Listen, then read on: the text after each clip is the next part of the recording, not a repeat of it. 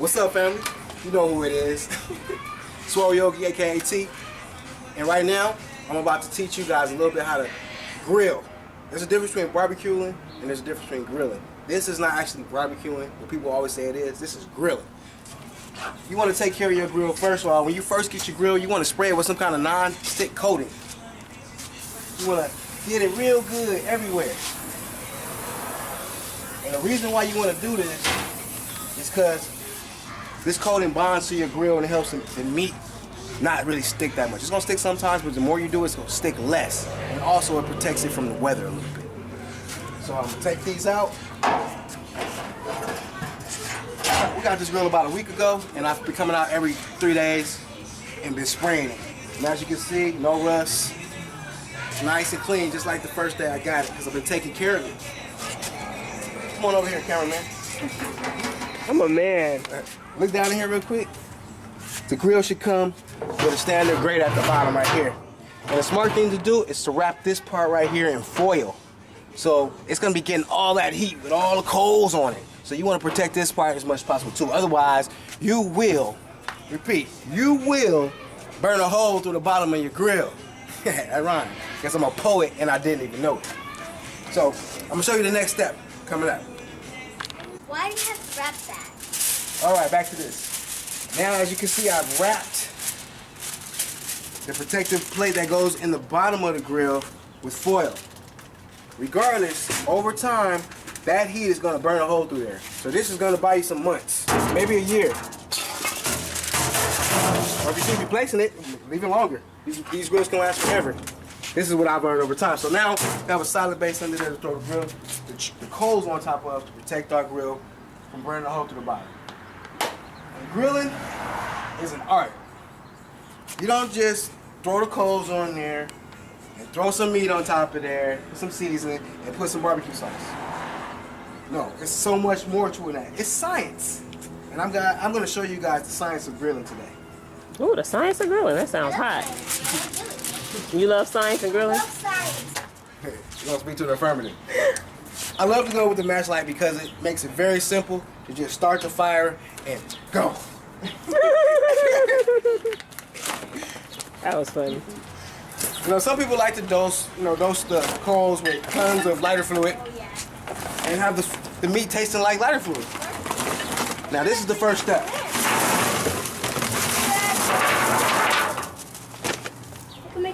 You want to make sure your fire is really, really hot. But also you want to be smart about how much meat you're going to be having on this grill. So you don't want to have too much heat. Then you're just wasting coal. Well, I have experience with this, so I know how much I need today. What we're going to do is I'm going to put the coals, just like my ancestors used to do. Build a pyramid, baby. Pyramid is the key to life. And also, when you're cooking with a beautiful flame, you want to start your coals off in a pyramid. Coals are squares. Oh, that's true. Oh yeah. That's a pyramid. Because the machine presses these out. You said what's a pyramid? Black. You say what's a pyramid? A pyramid It's a type of triangle shaped 3D. A 3D triangle, huh? Yep. I love that. You explained it pretty good. But they're also good energy source for growing foods. If you build a pyramid in your backyard and you put seeds inside that pyramid, those plants are going to be more nutrient based and beautiful than any other plants you grow. It's been done. All right, here we go. Now we got our pyramid. Time to get this fire started. Any real griller has to have a Zippo. And you can use this for so many other things. No kidding. There's a little bit of wind here on this beautiful 80-degree weather day in sunny California. All right, so get your fire started. Why is the charcoal turning white? Oh, wow, that's another good question. Because the fire. Why does the charcoal turn white?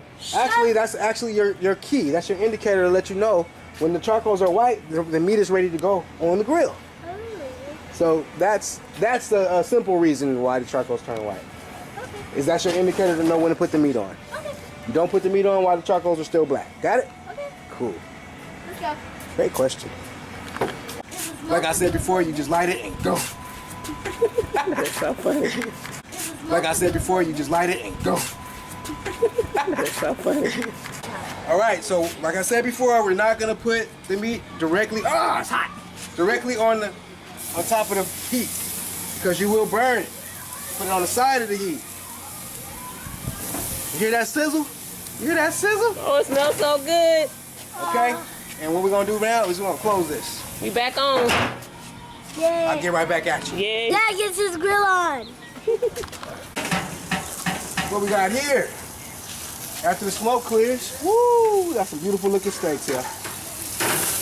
Beautiful looking steaks. Okay, that one's still looking. That one trying to curl up. But look at that. Look at that. Juicy steak. Look at that.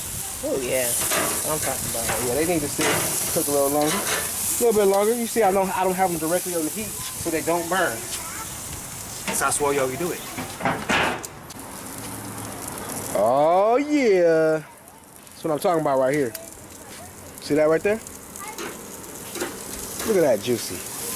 Oh yeah. I'm gonna throw them in a glass dish right here. Oh, these are delicious looking. And right now, what I'm gonna do after this, my next step.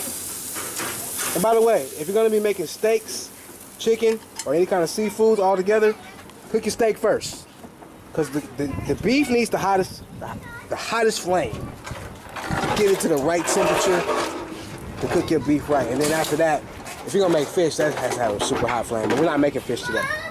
We're making crab and chicken. So I'm about to get these right here. Those are my wood chips. I'm about to drain them from the water and put them on the flame with the crab legs. Yeah. You don't want to burn the shit out of yourself, so you gotta get the grill up. Grill up. Under there? Let me under there. You under there. Get the grill up, right? I use it as a Where am I lever. putting it? Alright, I use it as a lever. And that's what I saw. It don't gotta be perfect, because it don't matter. No way. Throw them on there. Put that on. Immediately close the door. You gotta keep it closed. You have little openers, you have little holes on the sides of your grill. You wanna plug those up too. You only wanna have the smoke coming out the top. The reason for that is because if you open all the doors up, all the smoke is just gonna go out. Keep it all in there, concentrate it so it can go up through the meat. Alright, the next step is putting it on the grill. Smell my sizzles. Can you smell my sizzles? Smell my sizzles. Can you smell my sizzles? Smell my sizzles. For you, Trinity. Smell my sizzles. For you, Trinity. Yeah.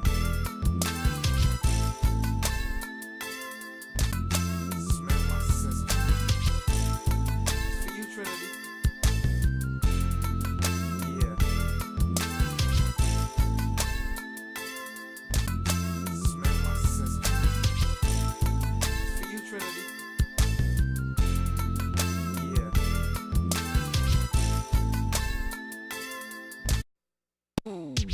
I was touched at an early age. I use my mind to keep myself tight in the game. I use my heart to keep my family right in my name.